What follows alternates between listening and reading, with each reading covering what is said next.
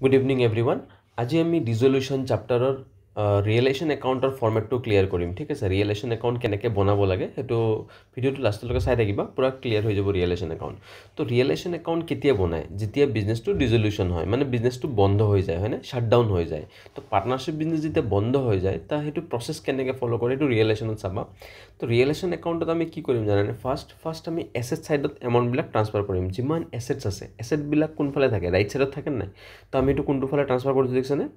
left সাইডত উল্টা ফালে transfer কৰিবা এক্সেপ্ট কি জানানে কেছ আৰু বেংকক ট্ৰান্সফাৰ নকৰিবা ফিক্টিচিয়াছ এছেট থাকিলে ট্ৰান্সফাৰ কৰিব নোৱাৰা কেপিটেল একাউণ্ট কাৰেণ্ট একাউণ্ট এইবিলাকতো থাকে না কেপিটেল একাউণ্ট কাৰেণ্ট একাউণ্ট থাকিলে সেইবিলাকো তুমি ট্ৰান্সফাৰ কৰিব নোৱাৰা capital account current account all time নাথাকে কিছুমান চামতহে থাকে মানে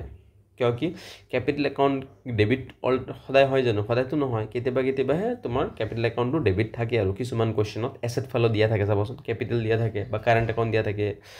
লোন থাকে হয়নে লোন আমি পাৰ্টনাৰক লোন দিওঁ সেইটো বিজনেছৰ কাৰণে এছেট হয় তো সেইবিলাক বস্তু কিন্তু ট্ৰান্সফাৰ কৰিব নোৱাৰা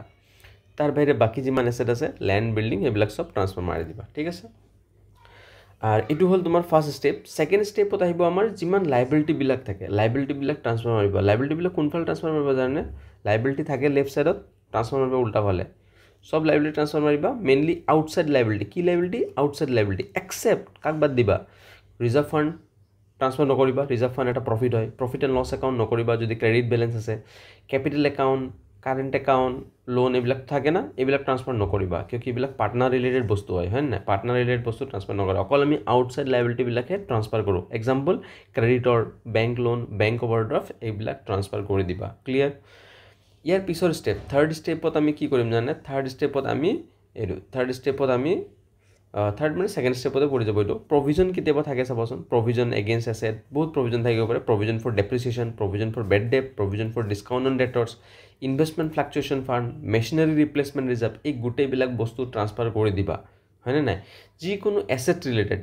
ৰিলেটেড প্ৰভিজন থাকিলে সেইখিনিও ট্ৰান্সফাৰ কৰিব লাগে তো আমাৰ first step asset transfer liability transfer আৰু প্ৰভিজনবিলাক ট্ৰান্সফাৰ কৰিব লাগে তো আমি কৰি দিলোঁ হয়নে থাৰ্ড ষ্টেপত কি কৰিবা থাৰ্ড ষ্টেপত এইটো আহিব এছেট ৰিয়েলাইজ আমি যিবিলাক বিজনেছত এছেট আছে সেইবিলাক বিক্ৰী কৰি দিবা এছেট বিক্ৰী কৰিলে পইচা পাম সেইকাৰণে কি লিখিছোঁ কেছ আৰু বেংক আৰু ইনকাম হয় সেইকাৰণে ক্ৰেডিট ফালে আহি গ'ল থাৰ্ড ষ্টেপত এইটো ফ'ৰ্থ ষ্টেপত আমি কৰিম এইটো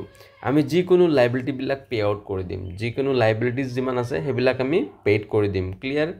লাইবিলিটি আমাৰ পেইড ক্লিয়াৰ হৈ গ'ল তাৰপিছত ফিফথ ষ্টেজত আমি কি কৰিম কেতিয়াবা বিজনেছত যিবিলাক এছেট থাকে নহয় এছেট চাবচোন এছেট পাৰ্টনাৰে লৈ গুচি যায় সেইটো আমি পাৰ্টনাৰ্ছ কেপিটেল একাউণ্ট দি এডজাষ্ট কৰি ৰাখিম ক্লিয়াৰ আৰু কিবা কাৰণত যদি লাইবিলিটিজ যদি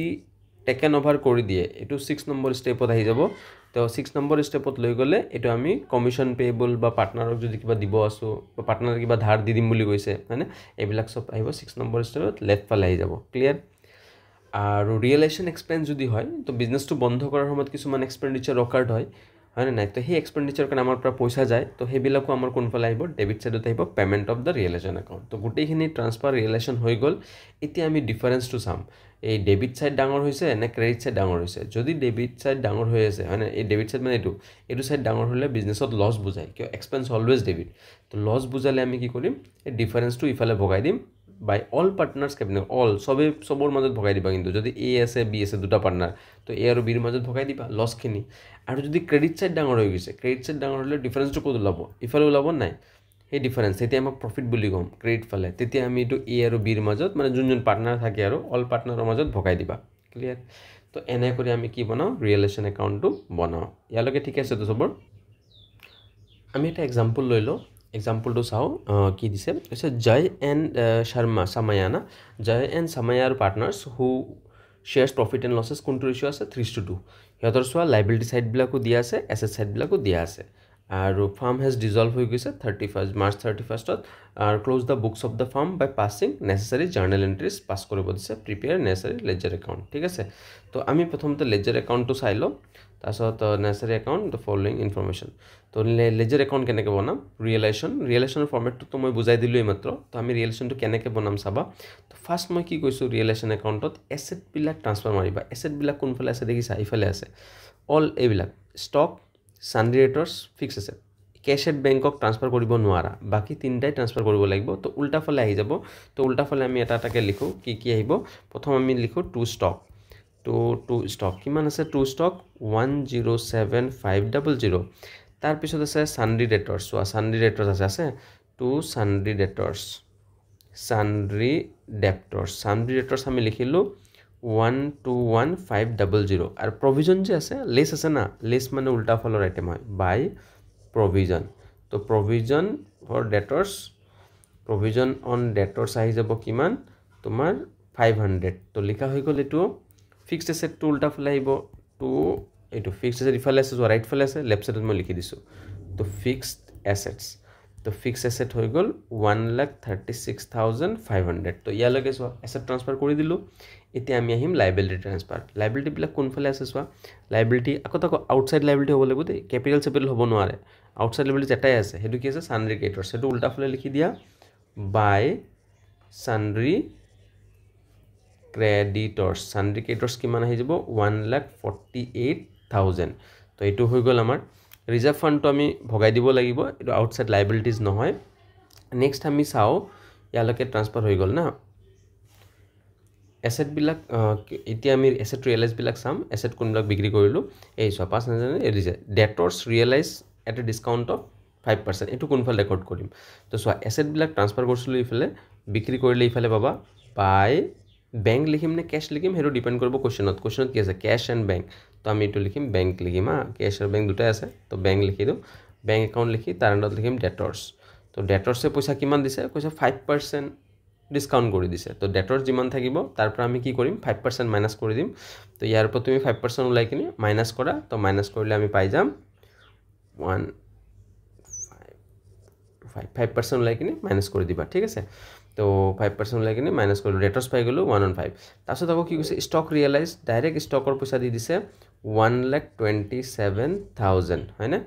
1,27,000 তোমালোকে 5%টো ডেটৰ্ছটো মই একবাৰ দেখাই দিওঁ ইফালে ডেটৰ্ছ আমাৰ আছিলে 121500 আছিলে ইয়াৰ ওপৰত তোমালোকে 5%টো ওলাবা যিমান পাবা 5%টো সেইটো আকৌ 1,21,500 পৰা মাইনাছ কৰি দিবা কৰিলে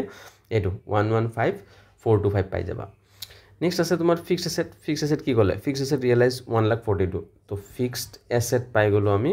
1,42,000 এইটো আহি গ'ল তো তিনিটা আইটেম পাই গ'লোঁ তিনিটা প্লাছ কৰি দিবা প্লাছ কৰিলে কিমান পাই যাবা ইফালে তিনিটা আছে 3 ইফালে 4 5 6 7 ইফালে 8 আহিব হয়নে 8 আহি গ'ল আৰু ইফালে আহি গ'ল তোমাৰ 4 5 4 আহি গ'ল ইফালে আছে তো 4 আছে 425 এইটো সেম আহি যাব ঠিক আছে এইটো হৈ গ'ল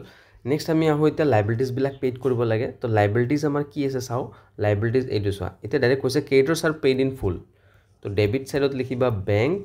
বেংক লিখি ব্ৰেকেটত মেনশ্যন কৰি দিয়া ক্ৰেডিটৰ্ছ তাক ফুল পে' কৰিছোঁ মানে 1,48,000 আহিব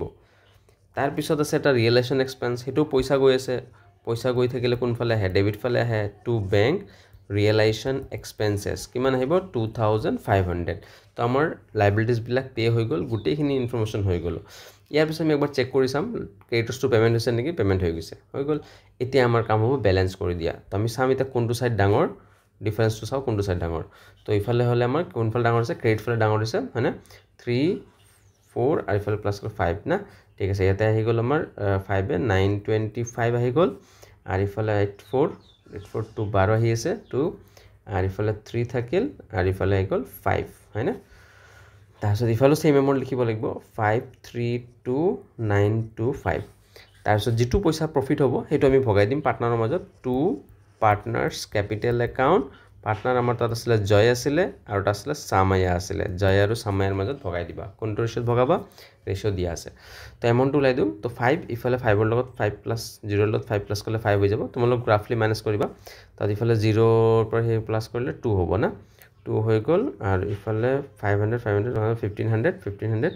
ইফালে হৈ যাব 900 প্লাছ কৰিব লাগিব না তো এইটো 9 পাই গ'লোঁ কিয় 2000 হৈছে 9 প্লাছ কৰিলে 925 হৈ যাব আৰু ইফালে সেই প্লাছ কৰিলে 6 ইফালে আহিব 6 আহি যাব তাৰপিছত ইফালে আমি প্লাছ মাৰি দিওঁ এইটো কৰিলে মাইনাছ 3 লগত 1 ঠিক আছে 16,925 আমি পাই গ'লোঁ এই 16,925 ইহঁতৰ মাজত ভগাই দিবা কোনটো ৰেচিঅ'ত ভগাবা ৰেচিঅ' কুৱেশ্যনত দিয়া আছে চোৱা এইটো 3:2 মানে 3/5 2/5 কেনচেল যাব কোনো প্ৰব্লেম নাই 3/5 2/5 ইনটু 16,925 আৰু ইফালে হ'ব 16,925 তো 5 ৰ লগত তুমি কেনসেল কৰি দিয়া কেনসেল কৰি কিনি মাল্টিপ্লাই কৰি দিলে আহি যাব 5 এদি কেনসেল কৰি ইফালে মাল্টিপ্লাই কৰি দিবা ঠিক আছে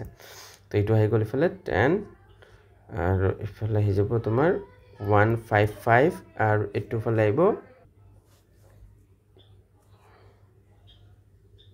এইটো পাই যাম 6770 ঠিক আছে এটো তো হৈ গ'ল এবাৰ আহো আমি পার্টনার্স ক্যাপিটাল ফার্স্ট আইটেম হ'ব কি জানা বাই ব্যালেন্স বিডি ফার্স্ট আইটেম বাই ব্যালেন্স বিডি কোৰ পৰা আহিব অলৰেডি ক্যাপিটাল একাউন্টটো দিয়া আছে এই চোৱা ক্যাপিটাল একাউন্ট জয়স ক্যাপিটাল 1,32,500 আৰু 2,11,500 হয় না তো এইটো আমাৰ আহি যাব এতিয়া 2 লাখ জয়ৰ এইটো বহাই দিম তো এইটো কিমান আছে চাও 1,30,500 2,11,500 এটো লিখি দিলো তাৰছত এই যে ভগাইছিলো পার্টনার্স ক্যাপিটাল উল্টা ফলাই যাব এইটো পার্টনার্স ক্যাপিটাল যে হবছা এইটো উল্টা ফলাই যাব বাই কি বুলি আহিব জানা বাই রিয়েলাইজেশন অ্যাকাউন্ট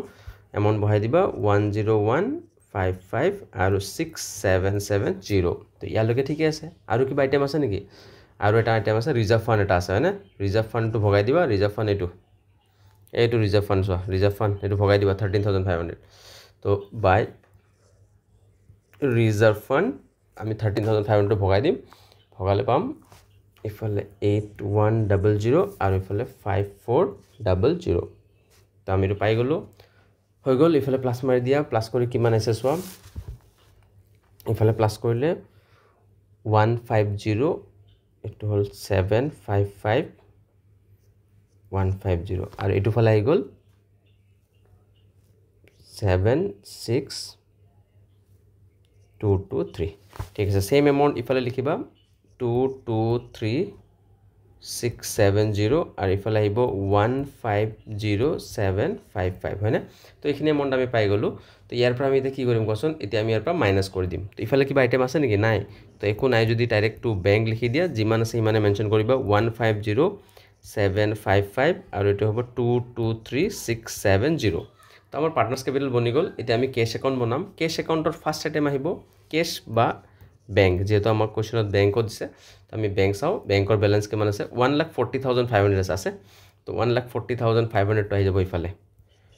কি বুলি লিখিব লাগে টু ব্যালেন্স বিডি আহি যাব তোমাৰ 1,40,500 আছিল লিখি দিলো তাৰছত আৰু কি কি আইটেম আহিব এই যে অলৰেডি আমি যে বনাইছো না ইয়াতে ব্যাংক কত আছে চোন এটো ব্যাংক আছে এইবিলাক ব্যাংক আছে এই গুটেকেটা ব্যাংক উল্টা ফলে লিখি দিয়া উল্টা ফলে লিখি দিলে হৈ যাব তো ইফালে লিখিলে তো আমি রিয়েলাইজেশন বুলি লিখি দিম রিয়েলাইজেশন এটো আমি লায়াবিলিটিজ পে কৰিছিলো বাই এটো এটা আছিল তোমাৰ আৰু একবাৰ ৰিয়েলাইজেশন এটো এক্সপেন্স পে কৰিছিলো লায়াবিলিটিজ কেন পে কৰিছিলো এইটো লিখা আছে সোৱা 1,48,000 এটো পে কৰিছিলো 2,500 ৰিয়েলাইজেশন এক্সপেন্স হয় না ৰিয়েলাইজেশন এক্সপেন্স আছিল 2,500 আৰু ইফালে আমি পইচা পাইছিলো টু ৰিয়েলাইজেশন তো ৰিয়েলাইজেশনৰ প্ৰফিট আমি কিমান এমাউন্ট পাইছিলো টোটাল মিলাই এইটো আছিল 384425 হৈ গল এখিনি বস্তু আৰু পাৰ্টনাৰ্স ক্যাপিটালত এটা পেমেন্ট কৰিছো এইটো পাৰ্টনাৰ্স ক্যাপিটালত আমি পেমেন্ট কৰিছিলো ইমান এই এমাউন্টটো আহি যাব উল্টা ফলে বাই জায়স ক্যাপিটাল বুলি লিখিবা বাই সামিয়াস ক্যাপিটাল তো 150,755 আৰু এটা আছিল 223670 এটা গুটেকা টাইম প্লাস কৰি দু তো একেটা আমি যদি প্লাস কৰি দু কিমান হৈ যাব একেটা আমি প্লাস কৰিলে আহি যাব আমাৰ 4 ইফালে 925 আহি গল আৰু ইফালে আহি গল তোমাৰ 4 আছে 4 আহি গল আৰু তোমাৰ ইফালে প্লাস কৰি দিলে 2 আৰু ইফালে 3 4 5 1 থাকিল 5 হৈ গল তো 524,925 both side আহি যাব both side আহিলে आंसर আমাৰ মিলি যাব তো এইখিনি আছিল স্টেপ ঠিক আছে থ্যাংক ইউ